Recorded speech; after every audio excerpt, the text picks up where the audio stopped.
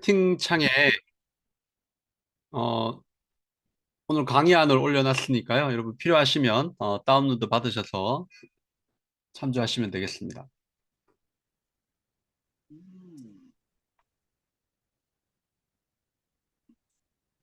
네, 그러면 계속하겠습니다. 네, 네, 소통의 신학에 대한 말씀드렸고요. 우리가 소통을 위해서 어떤 자세로 사람들 대해야 하는지에 대해서 우리가 우리를 사랑하셨던 하나님의 그 모습을 한번 살펴봤고요. 우리가 그 닮아가야 할 하나님의 형상, 우리가 해가야 할 하나님의 형상에 대한 이야기를 잠깐 나눴고, 자, 그러면 이제 우리가 그렇게 좀 가야 되는데, 보다 건강한 소통을 위해서 나아가야 되는데, 사실 그게 쉽지는 않습니다. 우리의 대화의 그 현실이 그렇게 녹록하지가 않습니다. 어, 보다 건강한 대화를 나누고 싶은데 그것을 가로막는 가장 큰 장벽이 뭘까라고 생각해 보면 우리가 불안을 들 수 있겠습니다. 사실 근데 이제 우리가 불안을 이렇게 막 체감해서 대화에 방해가 되는 게 아니고 나도 모르게 마음속에 불안이 싹 트다 보니까 그것이 자꾸만 대화를 가로막는 그런 하나의 방해물로 작용을 하게 됩니다. 그게 구체적으로 어떻게 되는지 좀 우리가 조금 자세히 더 나눠보겠는데요.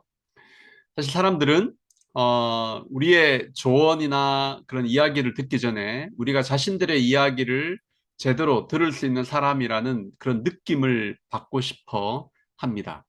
우리가 기억할 필요가 있어요. 그러니까 우리가 뭔가 좋은 말을 해주기 전에 사람들이 원하는 것은 우리가 그들의 이야기를 제대로 들어줄 수 있는 사람이라는 그런 느낌을 그들에게 전달할 수 있어야 된다는 거예요. 네. 그래서 여러분 잘하는 것보다 말을 잘 듣는 것이 너무나 중요합니다. 제가 가끔씩 상담실에서 상담사들을 훈련을 하다가 이제 초보 상담사들 막 대학원을 졸업하고 이제 상담 실무에 딱 이렇게 투입되려고 하는 이제 그 초보 상담사들이 굉장히 많은 두려움을 가지고 있습니다. 내가 무슨 말을 해야 될지 상담을 어떻게 하죠? 교수님 상담을 어떻게 해야 되나요? 저거 이론만 배웠지 아직 실습 한 번도 안 해봤는데 너무 걱정돼요. 막 이런 얘기를 해요. 그럴 때 제가 주로 많이 하는 얘기가 상담은 말을 하는 게 아니라 말을 듣는 겁니다. 네. 어떤 말을 해야 될지 생각하지 마시고 내가 말을 어떻게 하면 잘 들을 수 있을까? 얼마나 집중해서 잘 들을 수 있을까? 이거를 생각하시고 들어가시면 좋겠다라는 그런 조언을 할 때가 많이 있습니다. 여러분 말을 잘 하는 게 중요한 게 아니라 말을 잘 듣는 게 우리의 소통을 위해서 훨씬 중요하다라는 것을 기억하시면 좋겠습니다. 이런 불안이 우리 마음속에 이렇게 싹 트면서 우리의 대화를 가로막게 된다고 말씀드렸는데 구체적으로 그것이 어떻게 작용하는가에 대한 이야기를 조금 드리겠는데요. 이 마이클 니콜스라고 하는 분이 쓴 대화의 심리학이라고 하는 책에서 소개하고 있는 몇 가지 것들을 제가 조금 우리 현실에 맞게 좀 조정해서 소개를 해드리려고 합니다. 우리가 마음속에 불안하다 보니까 대화하면서 내가 어떻게 이분과 대화를 하지? 어떤 말을 해주지? 이런 불안감이 있다 보니까 우리 마음속에서 대체로 이제 대화하면서 자꾸만 미리 결론을 내리기 시작해요. 이 사람은 이렇게 생각할 거야. 이 사람은 이런 의도를 갖고 있을 거야라고 미리 결론을 다 이렇게 내리고 대화를 하는 경우가 많습니다. 이미 몇 마디 했는데 결론을 다 내리는 경우가 굉장히 많습니다.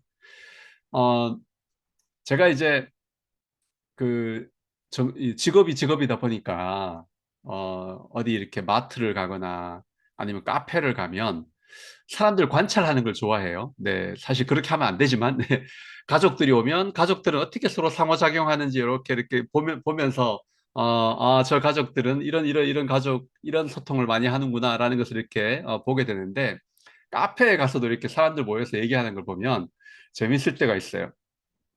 어, 예전에 제가 이제 그 좀 유명한 카페를 한번 갔었는데 굉장히 재밌는 장면을 봤어요. 여성 세 분이 어, 차를 마시러 오셨어요. 여성 세 분이 차를 마시러 오셔가지고 대화를 하는데 대화가 굉장히 재밌게 이제 진행이 되었던 것 같아요. 목소리가 점점점 높아지더라고요. 목소리가 점점점 높아지니까 이제 옆에 사람들까지 다 들리면서 저도 자연스럽게 이렇게 귀를 기울이게 되었는데 너무 재밌는 게 세 분이서 같이 얘기를 하는 거예요.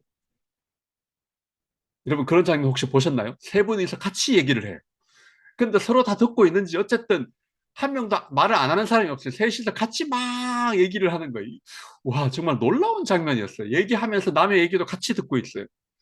네, 그걸 보면서 얼마나 자기 얘기를 하고 싶었으면, 네, 저렇게 얘기를 할까. 혹시 여러분, 우리는 그러지 않습니까? 네, 어, 들어야 될 시간에 말을 하고 있는 거예요. 네, 미리 이제 그, 저 사람이 하는 얘기에 대한 결론을 내리고, 대화를 하는 경우가 많고요. 그리고 또 어떤 경우가 있는가 하면, 마음속에 이제 불안이 자리 잡고 있다 보니까, 자꾸만 생각의 바다에 빠져요. 그러니까 어떤 한 얘기를 했는데, 상대방이 그 얘기가 딱 자극이 돼가지고 내가 갖고 있던 여러 가지 생각의 바다로 자꾸만 빠지는 거예요. 꼬리에 꼬리를 물고 막. 그래서 혼자 막 그 여러분 그 만화책에 보면 이렇게 만화 글풍선 예, 혼자 막 그리고 있어요. 이분도 막 얘기하고 있는데. 혹시 여러분 그런 적 없으셨나요? 네, 생각의 바다에 빠지게 되는 경우. 그 다음에 선입견으로 판단하기. 그러니까 내가 갖고 있는 판단의 기준을 가지고 이분이 하는 얘기를 판단하는 거예요. 여러분, 그분을 제대로 이해하려면 그 사람이 갖고 있는 생각의 구조 속으로 내가 들어가서 그분의 관점에서 이해하려고 노력해야 되는데 자꾸만 내 관점으로 내가 갖고 있는 선입견으로 판단을 하려고 하는 경우가 많습니다. 이런 일이 왜 생기는가 하면 마음속에 불안이 자리 잡고 있어요. 편하게 그 사람 얘기를 충분히 듣지 못하고 뭔가 내가 어떤 기여를 해줘야 되지, 어떤 조언을 해야 되지, 이런 어떤 압박감을 느끼다 보니까 나의 선입견이 자꾸만 작동을 하게 됩니다. 그리고 또 이제 이거는 가족끼리 대화하다 보면 많이 일어나는 일인데 감정적으로 반응을 해요. 감정적으로. 이 뭔가 하면 어, 여러분 혹시 자녀하고 이렇게 얘기하다가 나도 모르게 갑자기 화가 확 이렇게 났던 적 없으셨나요? 부부간에 대화하다가 나도 모르게 확 감정이 건드려졌던 그런 경험 없으신가요? 아마 다 있으실 거예요. 네, 저도 많이 있습니다. 그러면은 이제 여러분 그 감정은 그분이 건드린 건가요? 내 안에서 그냥 자동적으로 내 안에서 이루어진 일인가요? 저분이 실제로 했던 얘기의 어떤 부분이 그게 자극은 됐겠지만 그 감정이 건드려진 것은 나예요. 내 감정이 그렇게 움직인 거예요. 여러분 예를 들면 어 이제 저는 이제 학교에서 이렇게 가르치고 있다 보니까 이제 학자로서 제가 이제 삶을 살아야 되니까 항상 제 마음속에는 성실해야 한다라는 그런 압박감이 있어요. 학문적으로 그리고 학자로서 선생으로서 성실해야 된다는 그런 압박감이 있어요. 여기 아마 우리 목사님께서도 마찬가지일 거예요. 그죠? 목사님이시니까 어떤 교인들에게 모범을 보여야지. 그런 성실한 모습을 보여야지. 그런 압박감이 늘 있습니다. 그러다 보니까 제 아내도 사실은 저도 가끔씩 이 멍 때리고 싶을 때가 많고요. 저도 가끔씩 아무것도 안 하고 이렇게 있고 싶을 때가 있어요. 좀 게으르고 이렇게 게으르게 살고 싶을 때가 있어요. 근데 그럴 때는 어떻게 해야 돼요? 그렇게 살면 안 돼요. 억압해야 됩니다. 억압하고 성실하기 위해서 노력해요. 그렇게 늘 살고 있는데 가끔씩 저희 대학생 아이가 이렇게 얘기하다가 이제 지금 대학교 3학년 큰 아이가 아빠 나 학교 가기 싫어 이런 얘기를 해요. 예. 아유 그 과제 덜 했는데 학교 가기 싫어 막 이렇게 얘기를 하는 거예요. 그런 얘기를 하면 야 과제가 좀 힘들었었나 보네 아니면 뭐 좀 교수님이 어려운 과제를 내줬나 봐 이렇게 제가 공감을 해줘야 되는데 저도 모르게 야 학생이 그러면 돼? 하면서 저도 모르게 화를 내요.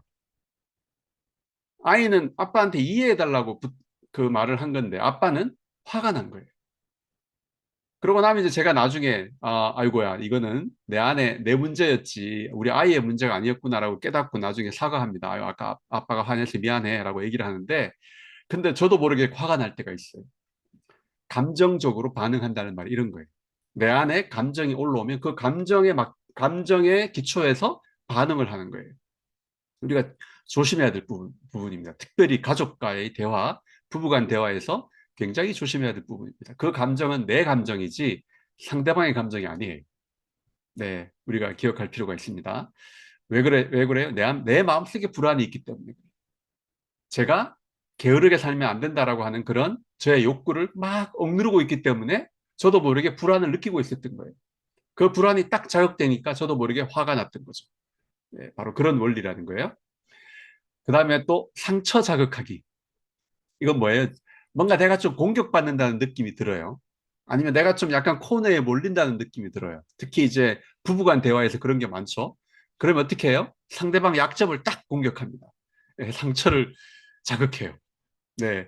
그래서 내가 내 상처가 자극이 되면 나도 또 상대방의 상처를 자극을 하는 그런 공격적 대화가 오고 갑니다. 이런 일이 왜 벌어져요? 그 상처를 둘러싼 내 마음속에 불안이 있기 때문에 그래요. 이거는 교회에서 신앙 공동체에서 교인들과의 대화에도 이런 일이 벌어집니다. 그러니까 나도 모르게 저분은 그런 의도를 가지고 했던 얘기가 아닌데 나도 모르게 내 안에 상처가 자극이 되어서 그것 때문에 내가 막 화가 날 때가 있어요. 그래서 여러분 항상 사람들과의 대화에서 가족과의 대화에서 감정이 확 변하게 되면 질문을 먼저 던져야 돼요. 이것은 누구의 감정인가? 네, 이거는 누구 건가? 네, 내 거예요. 네, 그래서 그 감정으로부터 한 발 물러나려고 하는 노력, 이 필요하다는 거예요. 그래서 우리는 상처가 자극이 되면 자아가 자꾸 움츠러들고 어떤 방법이든지 방어할 방법을 자꾸만 택해서 상처가 또 다른 상처를 낳게 돼요. 다른 사람의 상처를 또 자극하면서 점점 비난도 늘어나고 남 탓, 분노, 뭐 이렇게 반발이 더 많이 생기게 되는 그런 일들이 벌어집니다. 이런 여러 가지 불안 요인 뒤에는 우리가 자라오면서 받았던 여러 상처들이 우리에게 남겨져 있습니다. 그러다 보니까 우리는 이 불안들 때문에 상처와 연관되어 있는 이런 불안들 때문에 자꾸만 방어를 하게 돼요. 방어의 갑옷을 자꾸 입으려고 합니다. 이것을 치료할 수 있는 최고의 치료제가 뭘까? 그것은 바로 경청이라는 겁니다. 우리가 누군가의 상처를 치료해 줄 수 있는 그런 역할을 하기 위해서도 우리가 경청을 제공해야 되지만 나의 상처가 치료받기 위해서도 누군가로부터 경청받는 경험이 반드시 필요한 거예요. 그래서 우리가 서로에게 경청의 경험을 줄 수 있는 그런 가족 관계, 그런 신앙 공동체의 관계가 될 때 우리 안에는 회복이 일어나는 그런 복이 우리에게 있을 거라고 기대합니다. 여러분, 그런데 이제 그러니까 기억해야 될 게 가족 안에서 대화가 특별히 어려운 경우가 많습니다. 이게 왜 그런가 조금 더 설명을 드리려고 합니다. 여러분, 우리 가족은 왜 이렇게 대화가 안 될까?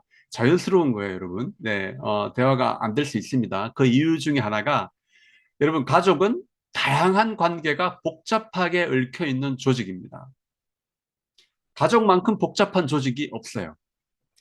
여러분, 혹시 여러분 이렇게 가족 밖에 혹은 교회 밖에서 이렇게 여러분이 나누고 있는 그런 그 동호회나 그런 여러분 그 친교를 맺는 그런 공동체를 한번 살펴보시기 바랍니다.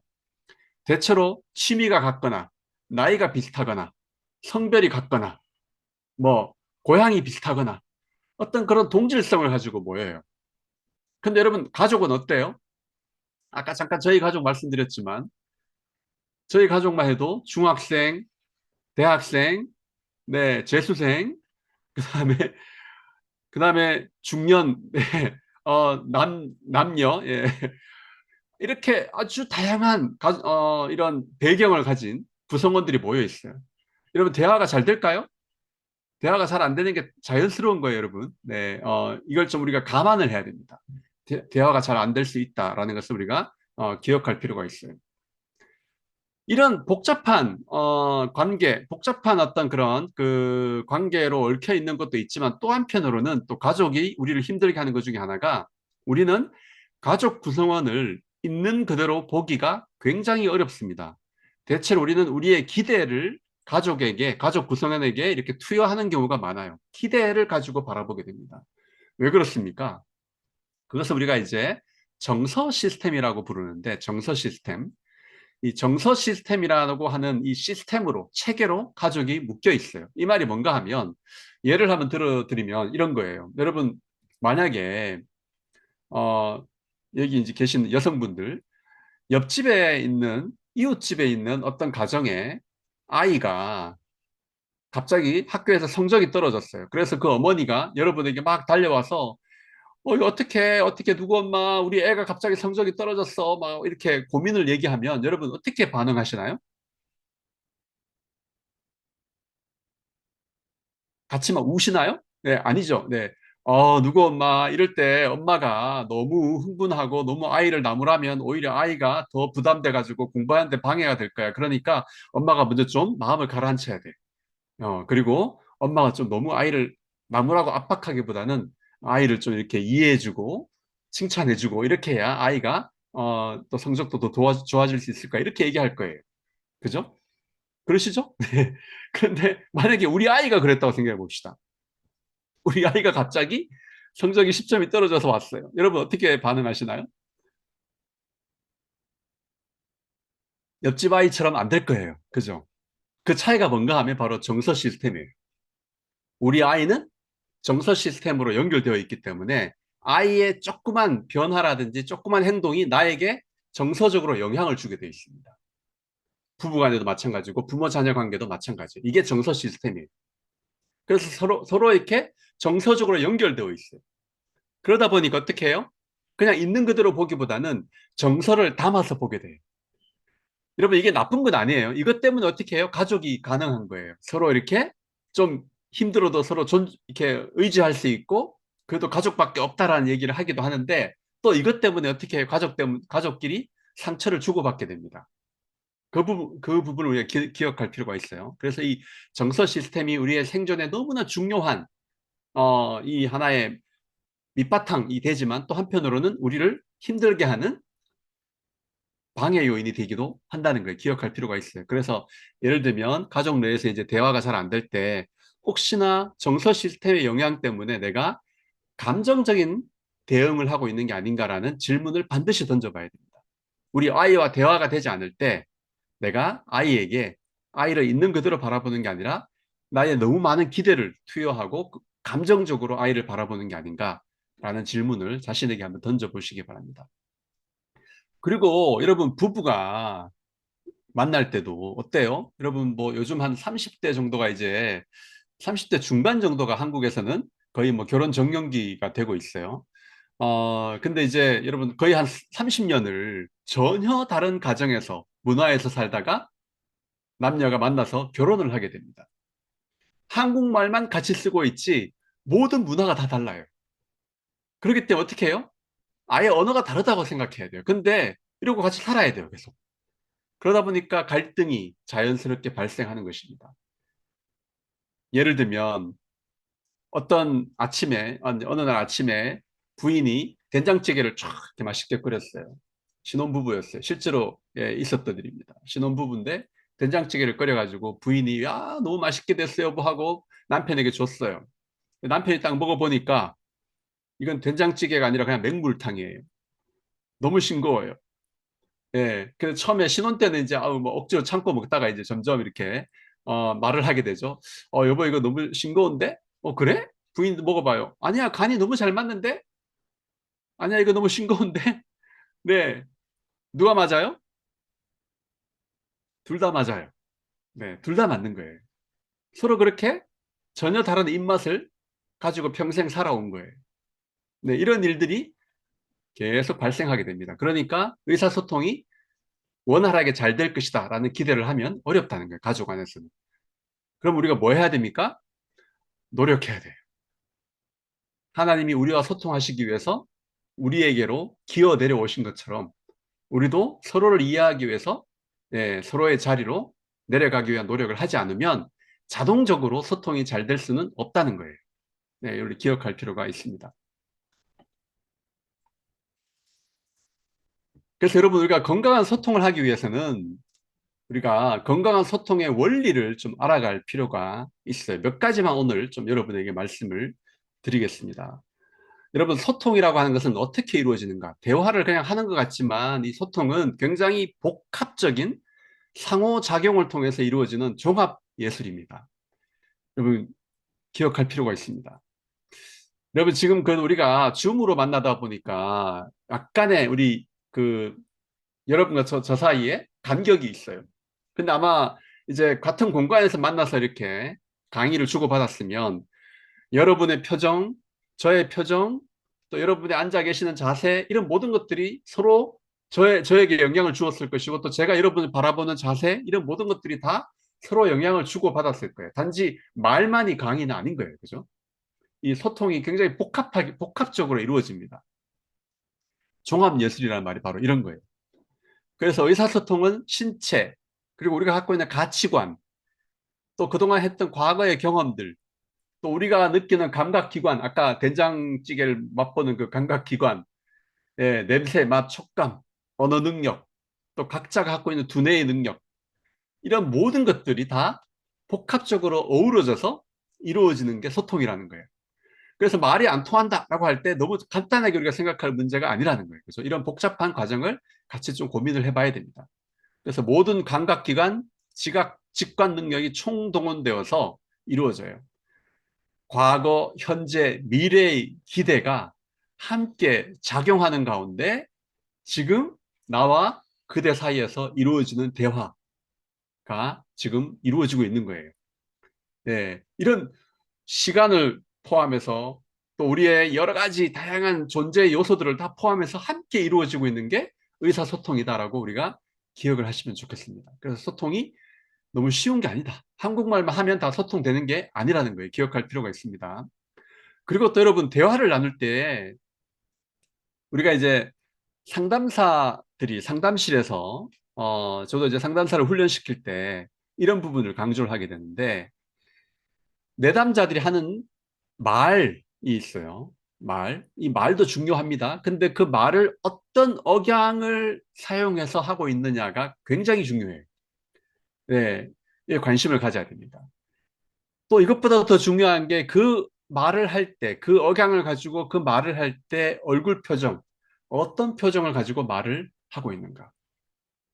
예를 들면 어떤 내담자가 힘든 일을 겪었어요. 근데 말로는 이제 다 잊어버렸어요. 괜찮아요. 라고 하는데 눈에서는 눈물이 이렇게 흘러내립니다. 여러분, 그거 괜찮은 거예요? 네, 아닌 거죠. 네. 지금 괜찮다는 말은 하고 있지만 표정을 통해서, 그리고 또 가라앉은 그 억양을 통해서 괜찮지 않다라고 하는 메시지를 전달하고 있는 거예요. 네, 이게 굉장히 중요하다는 거예요. 이걸 다 우리가 봐야 된다는 겁니다. 이것이 함께 이루어지는 게 바로 소통이다. 그리고 또 의사소통은 평생 동안 학습된 삶의 방식이에요. 그래서 특별히 여러분 기억할 게, 부부간에 소통을 할 때 반드시 기억해야 됩니다. 30년 동안 다른 언어권에 살았다라고 생각을 하셔야 돼요. 그래서 각자 학습된 삶의 방식을 가지고 와서 소통을 하는 것이다 라는 것을 기억할 필요가 있고요. 그리고 우리는 또 자기 자신에 대한 평가와 의사소통을 하는 그 과정과 매우 밀접한 관련이 있습니다. 그래서 자기 자신을 어떻게 이해하는가, 어떻게 평가하는가, 자기가에 따라서 소통이 굉장히 달라집니다. 네. 이 부분도 우리가 기억할 필요가 있어요. 이런 모든 복합적인 것들이 함께 이루어지는 것이다라고 우리가 기억할 필요가 있어요. 그래서 의사소통 이렇게 종합예술이라고 한다면 이 종합예술이 이루어지는 과정, 또 우리가 좀 볼 필요가 있는데, 제가 여기 그림 하나를 소개하고 있는데 이 그림을 여러분 자세히 좀 보실 필요가 있어요. 의사소통에는 굉장히 중요한 두 가지 요소가 함께 작용하고 있습니다. 우리는 흔히 정보가 전달되는 것이 소통이라고 생각해요. 그래서 내가 무슨 말을 하는 것, 전달하는 것이 소통이라고 생각하는데 반드시 피드백이 이루어져야 됩니다. 정보가 전달되었으면 그게 상대방에게 어떻게 받아들여져서 어떤 피드백이 왔는 것까지를 다 포함해서 소통의 과정이라고 이야기하는 거예요. 그래서 예를 들면 부모님이 아이에게 혹은 선생님이 학생에게 아, 여러분 우리 같이 이번 주 동안 뭐 이런 일을 한번 해볼까요? 라고 얘기를 했는데 그건 선생님이 얘기한 거예요. 근데 아이들이 아, 좋아요 라고 얘기했으면 피드백이 온 거예요. 그죠? 그러면 소통이 된 거죠. 근데 아이들의 표정이, 말은 하지 않고 있지만 표정으로 전달하는 이제 그 소통이 표정이 일그러졌어요. 네. 그러면 지금 뭐예요, 지금? 아직 소통이 제대로 안 된 거예요. 그리고 그것까지 다 합쳐서 이해해야 되는 거예요. 아, 지금 내가 하는 얘기가 아이들에게 이렇게 받아들여졌구나라는 것을 다 우리가 고민해 봐야 됩니다. 얘기만 했다고 소통이 되는 게 아니라 어떻게 받아들여졌는 것까지를 다 포함해서 우리가 소통이라고 이야기한다. 이걸 우리가 좀 기억한다면 우리가 앞으로 대화를 할 때 조금 자세를 좀 바꿀 수 있지 않을까 생각합니다. 내가 어떤 말을 하는가가 중요한 게 아니라 어떻게 받아들여졌는가도 같이 우리가 항상 파악해야 됩니다. 어, 여러분, 제가 이제 상담을 가르치는 선생이지만 가끔씩 저도 이제 그 집에서 제 아내랑 여러분, 제가 가족 상담 센터의 센터장이지만 저도 부부싸움을 가끔씩 합니다. 네, 부부싸움 안 할 수가 없어요. 네. 근데 가끔씩 부부싸움을 이제 할 때 보면 제가 이제 제 아내에게 어떤 말을 했는데 제 아내가 대뜸 저한테 그러는 거예요. 아니, 당신 왜 나한테 자꾸 그런 식으로 얘기해? 왜 나무라듯이 얘기해? 아니면 당신 나한테 학생 대하듯이 그렇게 대해? 내가 학생이야? 그러면서 막 이렇게 화를 막 내는 거예요. 저는 분명히 그렇게 얘기 안 했거든요. 네, 저는 제 아내를 굉장히 존경하고 존중합니다. 예, 근데 제가 그렇게 존경하는 자세로 말을 했는데 제 아내는 나무란다고 받아들인 것이고 학생 대하듯이 대한다고 받아들인 거예요. 누가 문제예요? 네, 누구 하나의 문제가 아니에요. 그죠? 근데 중요한 것은 제가 아무리 잘 전달하려고 했지만 피드백이 그렇게 온다는 말은 뭐예요? 전달이 잘못된 거예요. 그죠? 아니, 왜 당신은 내 말을 그렇게 받아들여? 나는 그렇게 얘기 안 했어. 라고 제가 주장을 하면 그게 건강한 소통인가요? 잘못된 거예요. 네. 그럴 때는, 아, 당신은 그렇게 받아들였구나. 내가 그렇게 얘기하려고 했던 게 아닌데, 내가 잘못 얘기했나 보네. 미안해. 얘기를 해야 되는 거예요. 내가 하려고 했던 얘기는 이거였어. 다시 전달해야 되는 거죠. 네, 그렇게 하지 않으면, 네, 제가 4년 빨리 죽게 되는 거예요. 네. 네. 4년 더 살기 위해서, 예, 제 아내를 위해서이기도 하지만 저를 위해서, 네, 제가 이제, 노력을 하는 겁니다. 어, 이 그림을 꼭 기억하시기 바랍니다. 네. 그래서 우리가 자신의 대화를 항상 이 관점에서, 이 소통의 관점에서 한번 이제 평가를 해볼 필요가 있고요. 그리고 우리가 기억할 게 의사소통의 가장 중요한 자원과 가장 무서운 적이 뭘까라고 할 때 가장 중요한 자원은 이미 말씀드렸듯이 공감이에요. 공감. 상대방의 심정을 이해해주는 그 공감이 전달되면 소통을 가장 잘 돕습니다. 그런데 소통을 막는 가장 큰 적이 뭔가 하면 방어하는 자세예요. 방어는 언제 나온다 그랬죠? 불안할 때, 마음이 불안할 때 나오는 거예요. 그래서 이 방어를 하기 시작하면 서로가 방어적인 자세로 대화를 하기 시작하면 소통을 가로막게 됩니다. 여기 희망의 메시지라고 제가 적어놨는데, 예, 희망의 메시지입니다. 여러분, 뭔가 하면 우리는 누구나 노력하면 우리의 소통을 향상시킬 수 있습니다. 노력하면. 말 잘하는 건 타고나야 된다 그랬어요. 네, 근데 소통하는 것, 잘 듣는 거는 노력만 하면 됩니다. 여러분, 노력하시겠습니까? 4년 더 사시고 싶으시죠? 네, 노력하시기 바랍니다. 네. 그래서 우리가 보다 건강한 대화를 위해서 이제 어떤 노력을 할 수 있을까라는 얘기를 좀 하면서 이제 강의를 서서히 좀 마무리를 해야 되겠는데요. 부부와 가족 간의 대화에서는 여러분 아까 말씀드렸던 이 지옥의 묵시록의 네 저승사자를 조심하시기 바랍니다.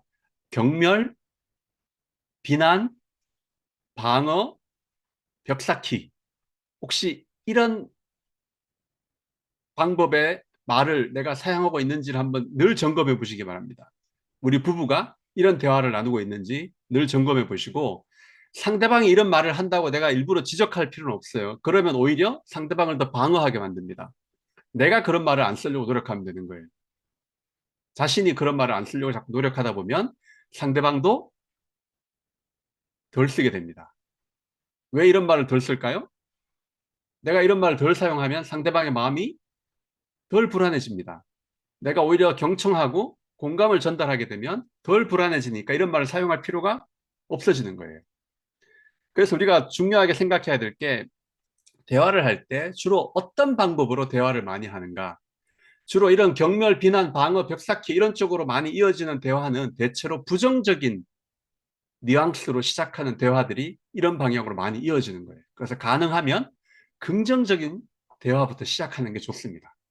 그리고 부정적인 말이 너무 많이 오고 가고 있을 때는 가능하면 잠시 대화를 중지하고 서로 좀 불안을 가라앉힌 다음에 다시 대화를 하는 게 좋아요.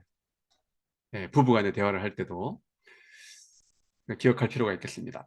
이런 것들을 좀 가능하면 덜 사용하려고 노력하는 대화. 그 다음에 우리가 기억할 게 경청의 힘. 경청은 상대방의 불안을 낮춰준다고 말씀드렸어요. 경청의 힘. 그리고 또 자녀들에게는 부모가 자녀의 말을 경청해주면 자녀의 자존감이 올라간다고 그랬죠. 자존감이 올라가면 자녀들은 자존감이 올라가게 되면 자연스럽게 부모들에게는 어때요? 기쁨을 주는 거예요. 그죠? 자랑스러워지는 거죠. 네. 내가 좋은 부모가 되는 길은 아이들이 좋은 자녀로 자라면 되는 거잖아요. 그러려면 어떻게 해야 됩니까? 경청하고 존중해 주는 거예요. 네. 대화의 기술보다 더 중요한 게 뭐냐? 화해의 기술입니다, 여러분. 화해의 기술. 가족 간에 혹은 특히 부부 간에 갈등이 생겼어요. 원치 않게 갈등이 생겼습니다. 그러면 화해를 해야 되잖아요. 여러분 혹시 그런 감정 싸움 해보셨나요? 누가 먼저 화해하나? 누가 먼저 잘못했다 얘기하나? 예, 감정 싸움 해보셨죠? 네, 다 합니다. 네. 누가 먼저 화해의 손을 내미시겠습니까? 잘못한 사람이 내밀어야 되나요? 네, 그럴 필요 없습니다. 누가 먼저 내밉니까? 오래 살고 싶은 사람이 내미시면 됩니다. 어, 더 성숙한 사람, 더 건강한 사람이 화해의 손을 내미는 겁니다. 누가 더 건강한 사람이 되고 싶으세요? 누가 더 성숙한 사람이 되고 싶으세요? 네, 내가 먼저 내미시기 바랍니다. 그러면 화해를 잘하는, 네, 화해를 잘하는 부부가 건강한 부부가 되는 겁니다. 네, 화해의 기술이 넘쳐나는 그런 가정이 되기를 바랍니다. 누가 먼저 화해를 시도하실 건가요? 네, 자녀와의 관계도 마찬가지예요. 누가 먼저 화해의 손을 내미실 거예요? 내가 먼저. 네, 하시면 좋겠습니다. 그리고 여러분, 기억하실 게 좋은 시간, 퀄리티 타임, 좋은 시간을 많이 쌓아두기 위해서 노력하는 게 필요합니다. 여러분, 자녀들이 부모가 잘해준 것 기억하던가요? 잘 기억 못 합니다. 잘못해준 것만 기억하죠. 그죠? 잘해준 거는 기억 다 잊어버리고 잘못해준 거, 실수한 것만 기억해요. 부부간에도 마찬가지죠. 내 아내가, 내 남편이 내가 혹시 잘못해준 것만 기억하고 있습니다. 여러분, 부부싸움 하면 몇십 년의 그 역사가 다 다시 나오잖아요. 예, 그죠? 상처 준 역사가. 네. 잘못해준 거는 잊어버리진 않습니다. 근데 잘해준 거는 다 잊어버려요. 그래서 여러분 속상하시죠? 그죠? 저도 한때는 속상했어요. 근데 여러분 속상할 거 하나도 없어요. 머릿속에는 기억하고 있지 못하지만 존재로 기억하고 있는 거예요. 그래서 우리 아이들이 집 안 나가고 집에 그냥 있어 주는 겁니다. 말은 안 하고 있지만 그래도 잘해준 게 많기 때문에 집에 있어 주는 거예요. 존재가 기억하고 있는 거예요. 내 아내가 나를 버리지 않고 아직 나와 함께 살아주는 이유가 뭡니까? 말로는 막 이렇게 못한 걸 얘기하고 있지만 사실은 잘해준 걸 존재가 기억하고 있는 거예요. 네, 그래서 함께 살아주는 거예요. 이게 바로 사랑의 저금통의 효과입니다. 부부가 또 가족 안에서 사랑의 저금통에 잔고가 많이 쌓이면 쌓일수록 그런 위기가 오거나 힘든 일이 와도 견딜 힘이 늘어나요. 그래서 지금 좋은 시간 가지는 거를 행복하게 생각하세요. 앞으로 어떤 일이 생겼을 때 우리가 견딜 수 있는 은행 잔고가 쌓이는 것이다 라고 생각하시고 사랑의 저금통을 자꾸만 채워가시기 바랍니다. 이게 굉장히 큰 효과가 있습니다. 그리고 부모 자녀 혹은 교사 학생의 대화에는 어떻게 적용할 것인가? 우리가 기억할 게 자신이 아닌 자녀 혹은 학생에게 귀를 기울이면 좋겠다. 이게 뭔가 하면 내가 무슨 말을 해줘야 될까? 내가 어떤 조언을 해줄까? 어떤 충고를 줄까? 이 생각을 하지 마시기 바랍니다. 내가 어떤 좋은 거울이 되어줄까? 이 생각을 하고 아이들에게, 자녀들에게, 학생들에게 다가가시면 되겠습니다. 좋은 거울이 되어서 그가 얼마나 괜찮은 사람인가를 비춰주는 그런 좋은 거울이 되는 우리가 되었으면 좋겠습니다. 공감은 부모, 교사가 우리 자녀들과 학생들에게 주는 최고의 선물이라는 것을 기억하시기 바랍니다. 공감이 우리 아이들에게 주는 최고의 선물이다. 왜냐하면 이 공감을 통해서 정신적 산소가 들어온다 그랬죠. 그렇게 되면 어떻게 되나요? 아이가 성장하는 거예요. 아이의 자존감이 높아지는 겁니다. 네, 얼마나 큰 선물입니까, 그죠? 공감의 가장 큰 적은 무엇일까? 무언가 해줘야 된다는 욕구, 책임감, 조언하고 싶은, 충고하고 싶은, 제안하고 싶은 그런 욕구들. 이것이 오히려 공감의 가장 큰 적이 된다는 걸 우리가 기억하시기 바랍니다. 학생들에게, 네, 뭔가 자꾸 얘기해주고 싶은 거, 아이들에게 방향을 제시해주고 싶은 거, 이걸 우리가 어떻게 참을 수 있을까? 네, 우리가 기억할 필요가 있습니다. 여러분, 요즘 자녀들이 살고 있는 세계와 우리가 살고 있는 세계, 우리가 함께 살고 있지만, 여러분, 우리가 그동안 살아왔던 세계와 우리 자녀들이 살아갈 세계, 여러분 좀 상상이 되시나요? 세상이 얼마나 빨리 변하고 있나요? 여러분, 이렇게 우리가 대만과 한국이라는 이런 거리를 뛰어넘어서 이렇게 강의를 할 수 있을 거라고 생각하셨나요? 네, 옛날에는 그죠? 불가능한 일이었습니다. 지금 이게 가능한 시대에 살고 있어요. 우리 자녀들은 전혀 다른 시대에 살고 있어요. 우리가 불안하다고 해서 우리 자녀들의 미래를 이렇게 가라 저렇게 가라 결정해 줄 수 없습니다. 오히려 우리 자녀들이 우리보다 더 전문가예요. 그렇지 않습니까? 그래서 조언해주고 싶은 욕구, 이걸 우리가 어떻게 참을 수 있을까 기억할 필요가 있습니다. 사춘기 아이들에게 어떻게 우리가 좀 그들의 말에 귀를 기울여 줄 수 있을까? 왜냐하면 여기 왜 썼는가 하면 사춘기 아이들이 가장 힘들기 때문에 대화하기가. 그래서 여기서 아마 그런 경험을 하고 계시는 분이 있지 않을까 해서요. 여러분, 아이들이 사춘기에 접어들면, 그리고 또 사춘기에 접어들어서 점점 성장해 가면 우리가 부모와 교사의 역할을 하는데 더 큰 어려움을 불러일으킵니다. 왜 그럴까요? 아이들이 성장하기 때문에 그렇습니다. 어제의 우리 아이와 오늘의 우리 아이가 달라졌어요. 근데 우리는 아이가 변했다고 생각하는데 사실은 아이가 성장한 거예요. 왜 중2병이 생기는 거예요?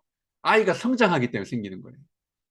어제까지는 엄마 아빠의 말 잘 듣는 아이였는데 이제는 그렇게 사니까 아이가 답답한 거예요. 그래서 이제 내가 되고 싶어요. 근데 아직 내가 될 준비가 안 돼 있어요. 그러니까 독립을 해도 불안하고 다시 엄마 아빠의 품에 돌아가도 불안하고 그런 상태가 지금 청소년기 상태예요. 그러니까 아이가 얼마나 불안한 거예요. 그 불안 때문에 부모도 교사도 불안한 거예요. 그걸 우리가 좀 이해한다면 아이들에게 조금 더 다가갈 수 있지 않을까라는 생각을 합니다. 그래서 청소년기 딜레마 방금 드렸고 독립의 욕구를 우리가 어떻게 이해할 것인가. 네, 아이들이 갖고 있는 독립의 욕구 존중해 줄 필요가 있다는 거고요. 가능하면 청소년기 자녀와 부모님들 사이에 그런 심각한 갈등들이 많다 보니까 적대 관계가 많아요. 적대 관계가. 그래서 부모님들도 이제 아이 포기했다 그러고 아이들도 이제 엄마랑은 아빠랑은 얘기 안 한다 그러고 이런 적대 관계에서는 어느 누구도 유익을 얻을 수 없습니다. 모두에게 다 손해가 되는 일이 벌어집니다. 그때 누가 손을 내미실 거예요? 적대 관계가 생겼을 때 누가 손을 내미시겠습니까? 내가. 네. 남편이 못하신다면 부인께서, 부인이 못한다고 그러시면 남편께서 다시 손을 내미시기 바랍니다. 그리고 경청 모드로 한번 가보시기 바랍니다. 네, 적대 관계를 벗어나는 건 너무나 중요합니다. 그리고 아이가 지금 느끼고 있는 자주성을 느끼고 싶은 욕구와 친밀감으로 돌아가고 싶은 욕구가 지금 아이에게 상반된 욕구가 같이 있다는 사실을 우리가 이해를 하면서 그것의 균형을, 조화를 좀 잘 존중해 줄 수 있는 것. 그래서 부모님에게 다시 달려왔을 때 안아주고, 다시 뛰어나가려고 할 때 좀 풀어주고, 그런 조화를 좀 우리가 좀 잘 이룰 수 있는 게 필요하다라는 말씀을 드리고 싶습니다. 그래서 여러분 오늘부터 건강한 대화를 연습해 보시면 좋겠습니다. 변화의 시작은 누구로부터 온다고요? 나로부터. 예, 나로부터 시작됩니다. 오늘 우리가 얘기했던 이 소통의 원리, 또 공감의 원리, 이런 것에 좀 익숙해지시면 좋겠고요. 좀 우리가 기억할 게 공감이 처음부터 잘 안 될 수도 있어요. 처음부터는 잘 안 될 수 있어요. 근데 우리가 이제 공감의 수준이라고 제가 썼지만 좀 우리가 이걸 좀 공감을 깊이 해 나가는 과정에서 먼저 한번 해볼 수 있는 거는 미러링 정도예요. 그러니까 그냥 있는 그대로 돌려주는 정도만 해도 됩니다. 처음에는. 그 심정을 이해하려고 하는데 잘 안 돼요. 그럴 때는 그냥 있는 그대로 그냥 이렇게 받아들여 주는 거예요. 인정을 해준다는 거는 여러분 밸리데이션 한다는 거예요. 인정해 준다는 말이 뭔가 하면 동의한다는 말이 아니에요. 그러니까 아이가 만약에 학교를 안 간다 그래요. 아빠 나 오늘 학교 가기 싫어 라고 얘기를 해요. 동의 안 되죠. 동의한다는 말이 아니에요. 동의할 필요는 없습니다. 근데 인정해 준다는 말이 아, 넌 오늘 학교 가고 싶지 않은 심정이구나 라는 것을 그냥 인정해 주는 거예요. 그의 심정을. 과제가 많다 보니까 학교에 가고 싶지 않구나 라고 인정해 주는 거예요. 네, 그냥 그렇다는 거를. 나는 동의는 하지 않지만 여기까지는 한번 가보는 거예요. 인정하실 수 있겠어요? 네, 한번 인정해 주시기 바랍니다. 네. 만약에 남편께서 부인들 예, 남편께서 만약에 아 오늘 나 혼자 좀 지하실에서 음악 좀 듣고 싶어. 아니 주일날 가족들과 함께 보내야 되는데 남편 혼자 지하실 가서 음악을 듣고 싶다고 동의 못 하시죠. 근데 일단 인정을 먼저 해주시는 거예요. 예. 아 당신 오늘 지하실에서 음악 듣고 싶구나. 예, 인정해 주는 거예요. 일단 인정해 줘야 그의 행동을 바꿀 수 있습니다, 여러분. 네, 인정해주고 그 다음에 더 깊이 공감을 그의 심정을 공감해주는 그런 과정까지 갈 수 있다는 거. 잠깐 제가 팁으로 몇 가지를 좀 말씀을 드렸습니다. 어, 시간이 좀 지났네요. 네, 마무리하는 네, 그런 얘기를 잠깐 드리고 싶은데요. 지금 보니까 채팅에 네네 질문이 많이 올라와 있지는 않네요. 네, 일단 요 마무리 얘기를 하고 여러분 그냥 공개 질문을 받도록 하겠습니다. 어, 이 닭이 된 왕자 이야기 뭐 제가 이렇게 써놨는데 이거는 이제 그 제가 예전에 읽었던 어떤 이야기에 나오는 거예요. 어, 우리가 오늘 소통을 이야기하면서 좀 기억해 볼 만한 이야기여서 잠깐 말씀을 드리면 어떤 나라에 이제 왕자가 있었는데 연세 많은 임금님의 하나밖에 없는 왕자였어요. 근데 이제 이 아버지가 너무 나이가 많이 들어서 이제 왕자가 곧 임금이 되어야만 했어요. 아버지 대신해서. 그래서 이제 왕위 즉위식을 언제 하겠다라고 준비를 하고 계획을 세우고 준비를 하고 있었어요. 근데 왕자는 아직 마음의 준비가 좀 안 돼 있었던 것 같아요. 되게 이제 좀 힘들어 했어요. 근데 이제 아버지가 너무 연로해서 어쩔 수 없이 이제 왕위 즉위식을 진행을 했습니다. 진행을 하는데 왕위 즉위식 하기 일주일 전에 갑자기 문제가 생겼어요. 같이 임금님 가족이 식사를 하고 있는데 왕자가 정신병이 걸린 거예요. 어떤 병이 걸렸는가 하면 자아 정체성 상실, 예, 자기 존재감 상실을 했어요. 어떻게 됐는가 하면 갑자기 밥을 먹다가 식탁 밑으로 이렇게 기어 들어가는 거예요, 왕자가.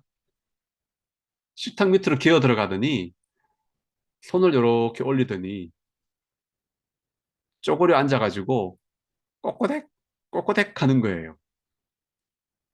닭처럼 굴고 있어요.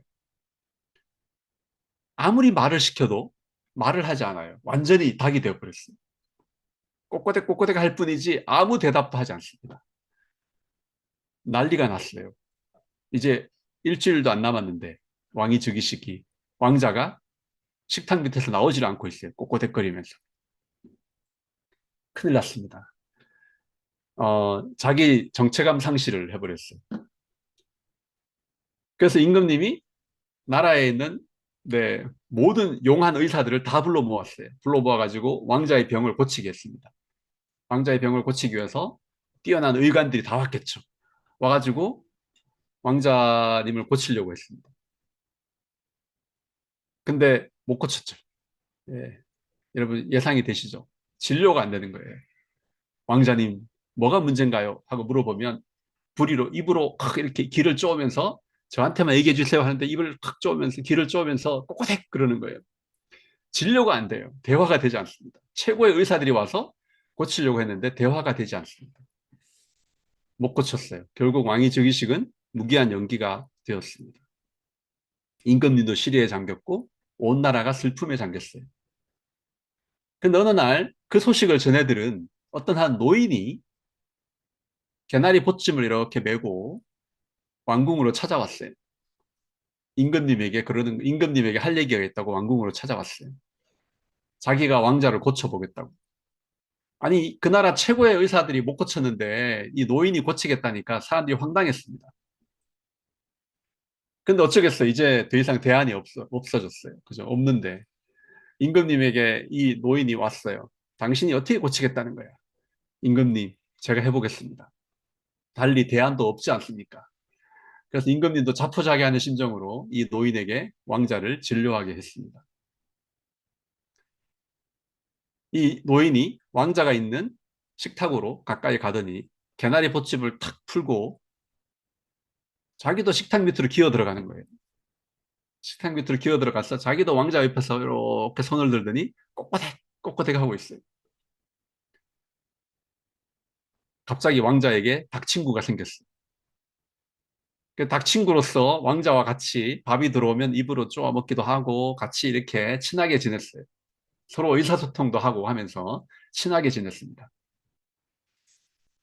왕 아주 친밀한 닭친구가 되어서 둘이 아주 재밌게 지내다가 어느 날 식탁 밑으로 음식이 들어왔어요.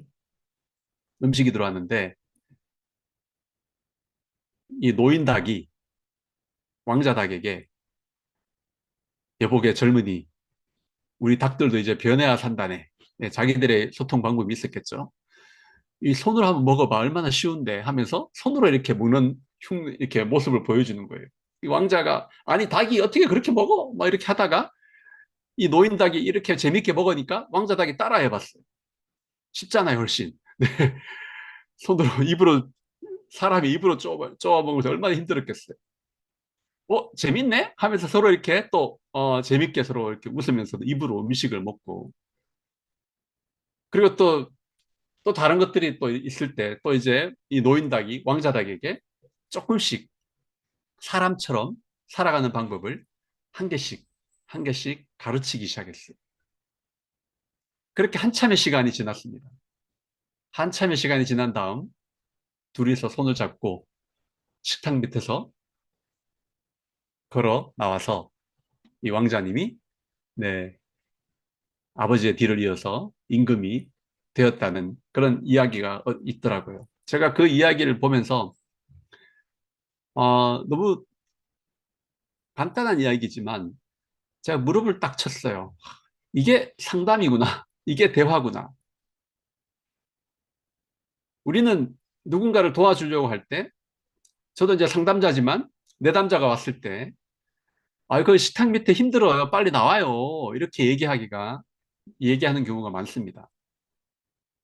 우리 신앙 공동체에 있는 어떤 분이 식탁 밑에 들어가서 힘들어하고 있을 때, 아니, 왜 거기 있어요? 빨리 나와요. 라고 얘기하거나, 우리 자녀들에게, 야, 그렇게밖에 못해. 빨리 나와.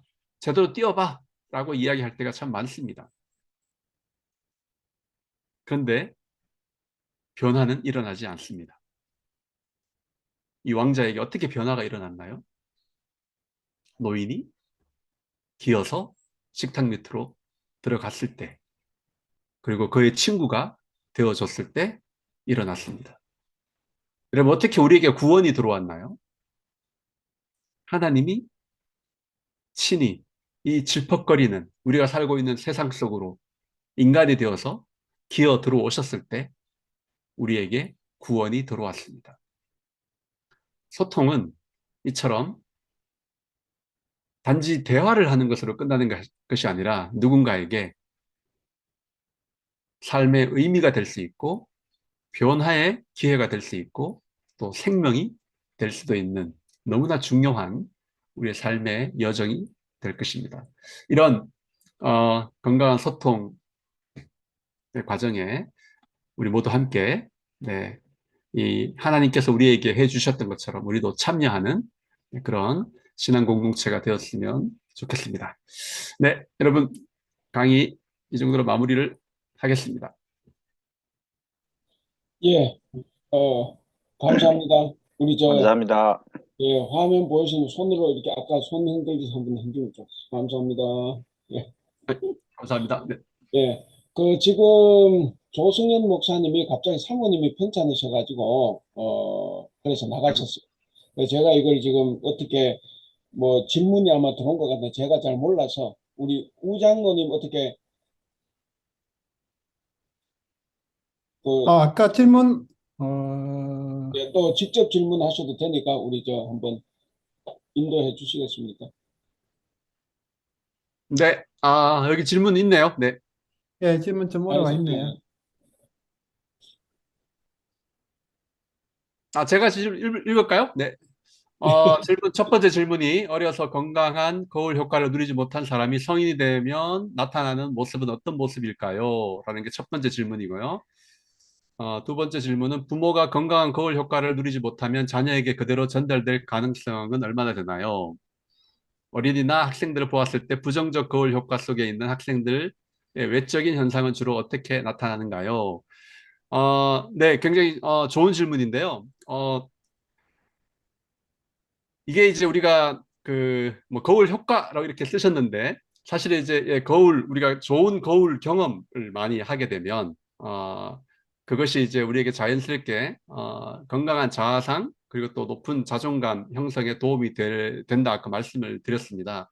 근데 우리 하나 기억할 거는 어릴 때 건강한 거울 경험을 많이 못 하게 되면 마음속에 아까 제가 이 거울에 대한 목마름이 자리 잡게 되고 그것이 끊임없이 누군가의 어떤 그런 지지와 인정을 받기 위해서 사람들에게 다가가지만 가까이 다가가면 또다시 내가 버림받거나 인정받지 못할까 봐 하는 그런 두려움 때문에 관계가 굉장히 불안해지고 좀 불안정해진다라는 그런 말씀을 드렸습니다. 그런 일이 벌어질 수 있어요.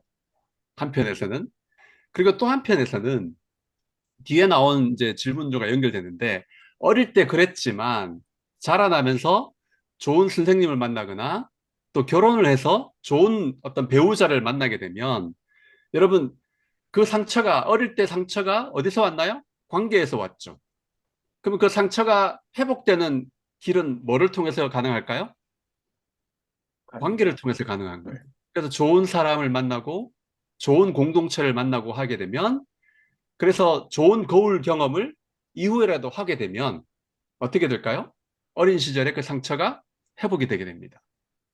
그리고 이제 똑같은 상처가 들어오더라도 우리가 모두 다 똑같은 어떤 그런 그 아픔을 경험하는 건 아니에요. 왜냐하면 우리가 타고난 맷집이 다 달라요.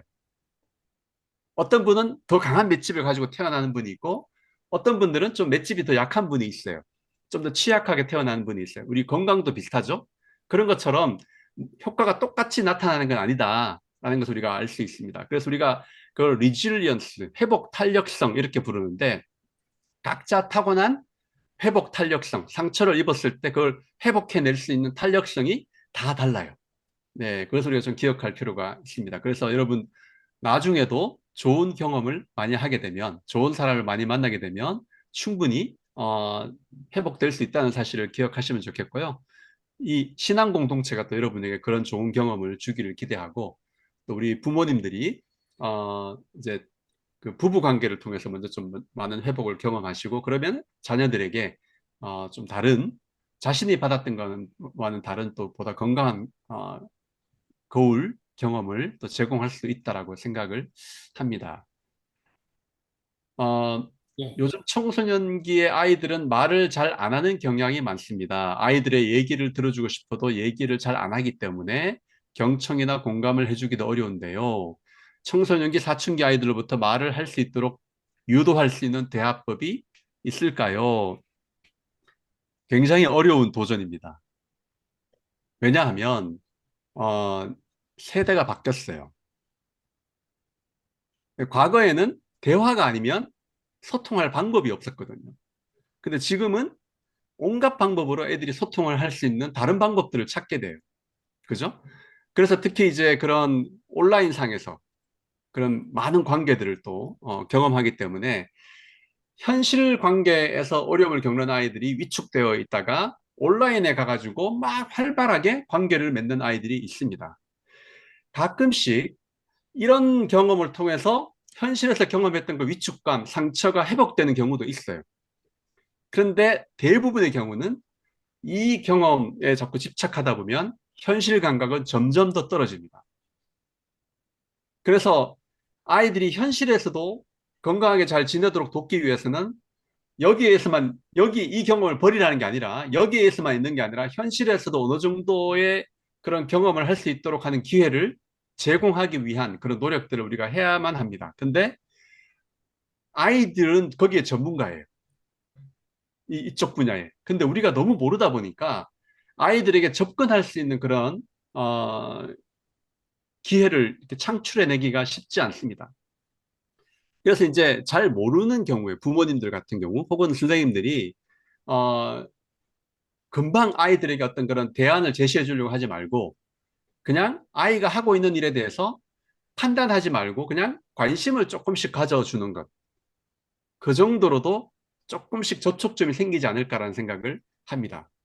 그리고 이제 청소년 아이들, 특히 이제 이런 아이 같은 경우라면 조금 더 청소년 그를 돌보는 전문가들 그룹이 있어요. 아마 대만에도 있을 텐데 좀 그런 전문가 그룹과 연결을 좀 시켜주는 것도 좋은 방법입니다. 그래서 요즘은 이제 그런 그 청소년 상담 전문가들이 뭐 줌이나 아니면 또 여러 가지 그 SNS를 통해서 아이들과 상담을 또 하는 경우도 있거든요. 그러면은 아이들이 이제 원래 많이 하던 거니까 좀 저촉점을 찾는 데 도움을 좀 얻을 수 있어요. 그래서 일단은 좀 판단하지 말고 오히려 좀 관심을 가지는 그런 자세를 보여주는 것 정도 좀 말씀드릴 수 있겠습니다. 네. 그리고 여러분 말 잘하는 아이와 대화하는 게 어렵겠습니까? 쉽죠. 네. 그죠? 걱정할 것 없어요. 네. 말을 안 하니까 우리가 경청의 자세에 대해서 고민해 봐야 되고 하나님께서 질퍽질퍽한 우리의 삶의 현장으로 기어 들어오셨던 것처럼 우리가 어떻게 하면 내 위치가 아니라 아이들의 위치에 내려가서 그들의 눈높이에서 한번 그 아이들의 심정을 좀 이해해 줄까 노력하는 그런 자세가 필요하다라는 말씀을 드리겠습니까? 그죠? 그만큼 우리에게 좀 도전이 있다는 것 좀 기억하시면 좋겠어요. 예, 거기 나온 질문은 이제 다 된 거죠. 혹시, 지금 이 자리에서 바로 혹시 질문하실 거나 나누실 대화 아까 있으십니까? 그 사전에 들은 질문인데 음, 거기 유치부 5살 아이가 이제 집에서는 굉장히 활달한데 교회라든지 이렇게 공공장소 오면은 좀 굉장히 잘 안 움직이고 있고 뭐 자기 자리에서 있다고 하는데 그냥 놔둬도 되는 건지 아니면 혹시 또뭐 조언해 주고 싶으신 말씀이 있으신지 그 질문이 들어왔었거든요. 네네, 장로님 감사합니다. 아까 카톡으로 보내주셨는데 제가 언급을 못했네요. 그, 그 부분은 사실 5살 아이라면 고민을 하실 필요는 없습니다. 아직까지는. 그리고 이제 사람마다 다 성격이 있습니다. 타고난 성격이. 어떤 사람은 조금 더 내향적이고, 어떤 사람은 더 외향적이고, 다 타고난 성격이 있거든요. 아마 여기 계신 분들도 아마 좀 밖에 있는 걸 더 좋아하는 분, 혼자 있는 걸 좋아하시는 분 다 있을 거예요. 근데 그거를 내향적인 성격을 외향적으로 바꾸는 게 치료가 아닙니다. 음, 내향적인 성격을 가지고도 자기가 할 수 있는 일을 하면서 잘 살 수 있도록 도와주는 게 우리가 이제 누군가를 돕는 것이고요. 내향성이 이 많은 사람에게 막 이렇게 뭘 해가지고 외향적으로 바꾼다는 건 불가능한 일이고 거의. 네. 그리고 또 그건 좋은 치료도 아니고요. 근데 그 아이 같은 경우는 아마도 어, 기질 자체가 조금 내향적이지 않을까라는 생각을 합니다. 그래서 밖에 나갔을 때 좀 약간 이렇게 낯설음을 느끼는 거죠. 근데 그게 잘못된 건 아니라는 거예요. 자연스러운 거. 친밀한 관계에서는 편하게 이렇게 대화도 하고 놀 수 있는데 낯선 환경이 되면 좀 움츠러드는 거죠. 그게 잘못된 건 아니다라는 말씀을 드리고 싶습니다.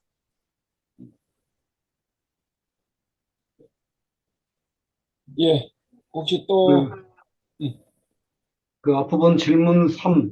저희가 어린이나 학생들을 봤을 때 어떤 가정에서 아니면 관계 속에서 부정적인 효과 속에 있는 학생들이 어떤 외적으로 그런 형태가 나타날 것 같거든요. 근데 네, 이제 아까 그 교수님께서 말씀해 주신 걸 보면 실제 어떤 공감을 하는데 가장 큰 적이 여기 이제 많은 분들이 우리 그 교회 학교 선생님들이신데 외적으로 나타나는 어떤 모습을 보았을 때 본인이 표현은 안 하지만 사전에 아, 이런 학생이나 어린이들한테는 뭔가 도움을 줬으면 좋겠다, 관심을 가져야 되겠다, 이를 알 수 있는 어떤 징표, 그런 게 있는지, 그런 게 있다 그러면 이 뭔가 좀 대처를 할 수 있겠다고 생각이 들고, 그 다음에 이제 공감을 하는 데 있어서 가장 큰 적이 아까 네, 말씀하실 때, 설명할 때 뭔가 해주고 싶은 욕구, 네, 네, 아니면 조언, 충고, 제안.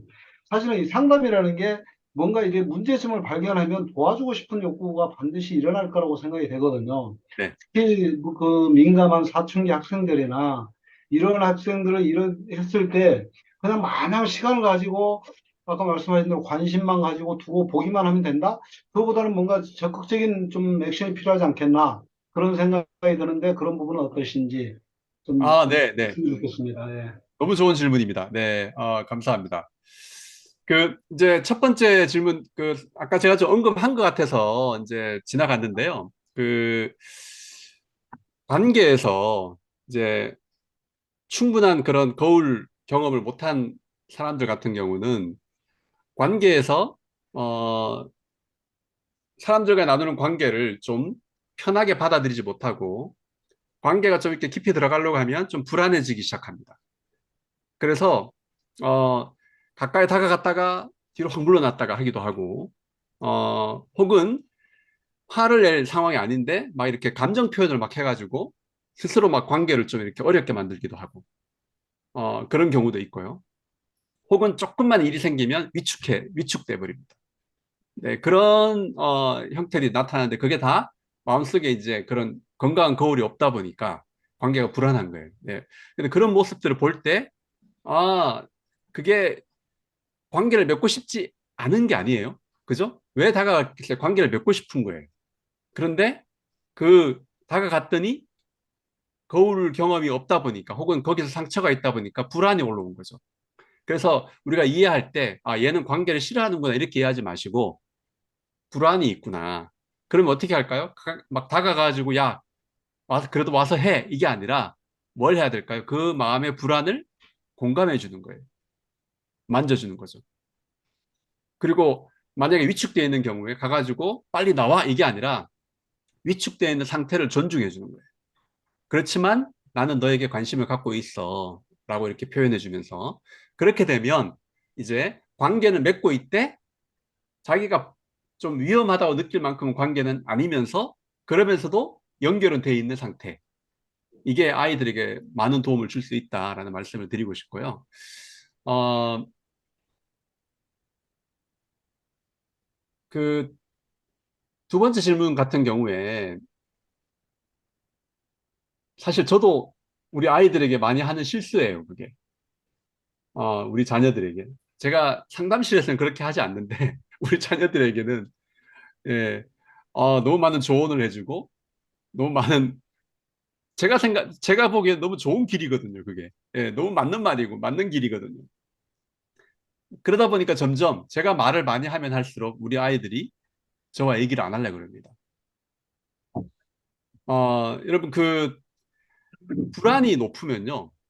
이건 부부 관계도 마찬가지고, 부모 자녀 관계도 마찬가지예요. 불안 상태에 있으면 어떤 좋은 말도 귀에 들어가지 않습니다. 그냥 이렇게 방어를 해야 되기 때문에 막아내거나 그냥 지나가는 거예요. 오히려 나를 힘들게 한다고 느낍니다, 아이들이. 부모는 좋은 말을 해주고 있는데 마음이 불안해 있는 상태예요. 그래서 먼저 해야 될 게 그 불안을 낮춰주는 거예요.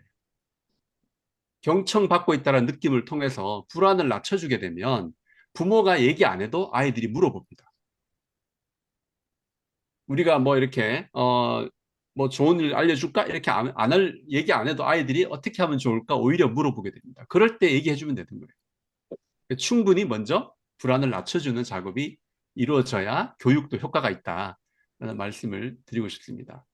여러분, 부부싸움 칼로 물베기라는 말 있잖아요. 여러분, 부부싸움 밤새 하고 나면 누가 승자인가요? 여러분 밤새 부부싸움 안 하시나요? 네. 대만에서는 안 하시나 보네요. 예, 저희 서울에서는 많이 합니다. 부부싸움 밤새도록. 네, 밤새도록 부부가 옥신각신 계속 말다툼을 했어요. 결국 누가 승자예요? 네, 왜 칼로 물베기예요? 둘 다 패배자예요.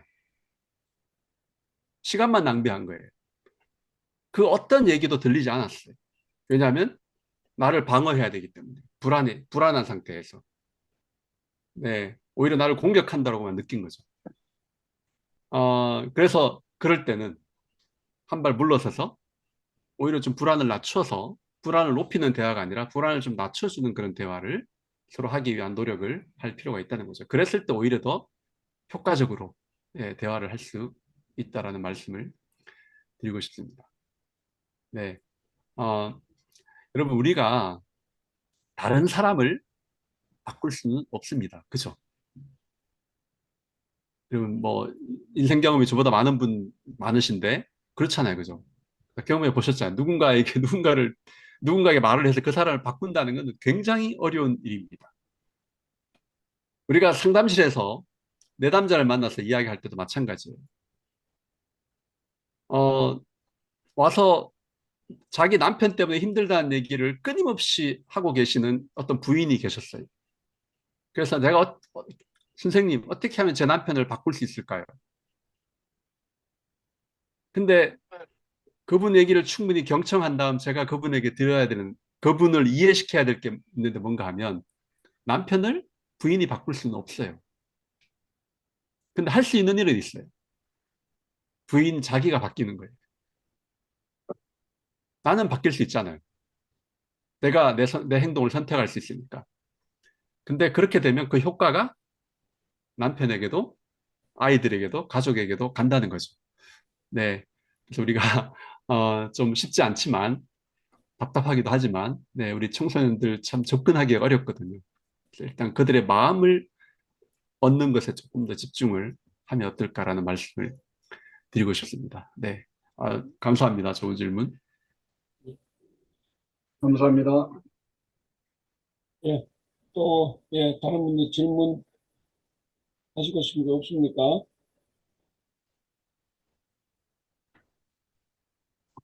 뭐, 얼굴은 보이지 않지만, 예, 예, 시간이 6시, 저한테 6시 3분이네요. 예, 또 혹시 없는 거 맞아요? 질문 이제 여쭤보고 싶은 거 없죠? 예, 예, 제가 마쳤다가 또 왜 목소리 그렇게 빨리 마치고 이럴까 봐 제가 지금 좀 더 신중합니다. 예, 예, 뭐 예정된 시간이 다 됐으니까 뭐 네. 예, 예. 예. 강사가 마치자고 그랬다고 들으시면 되겠습니다. 예. 그러면 이제 마치겠습니다. 마치고 혹시나 다음에 또 이렇게 좋은 기회 있으면, 예, 또 한번 교회에서 모시도록 그렇게, 하겠습니다. 혹시 목사님 기도해 주실 수 있습니까, 교수님? 제가 기도할까요? 네. 예, 예, 예. 예, 네, 그럼 제가 기도하고 마무리하겠습니다. 예. 사랑이 많으신 하나님 감사합니다. 하나님이 저희들을 얼마나 사랑하시는지 그 처절한 사랑을 우리가 경험하고 누리고 살고 있지만 우리 가운데 그 사랑을 나누고 실천하고 살기가 참 어렵습니다. 그렇지만 우리가 하나님의 나라를 향한 그런 삶을 살기로 결심한 우리들이 오늘부터 우리 가운데 소통이 일어나고 관계가 회복되는 그러한 방향으로 나아가기를 원하오니 그 길을 오늘부터 걸어갈 수 있게 하여 주옵소서. 저희와 함께하여 주옵소서.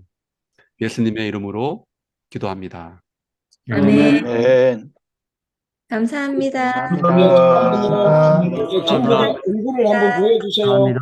예, 응구 보여주시고 우리 수고하신 우리 교수님께 우리 손으로 손을 흔들어서 예, 감사합니다. 네, 감사합니다. 감사합니다. 건강하세요. 네. 우리 교수님 감사합니다. 제가 따로 또 연락 드리겠습니다. 네, 감사합니다. 네. 감사합니다. 모든 분들 다 수고하셨습니다. 수고하셨습니다. 저녁 맛있게 드십시오. 수고하셨습니다. 수고하셨습니다. 예. 고생 많으셨습니다. 예.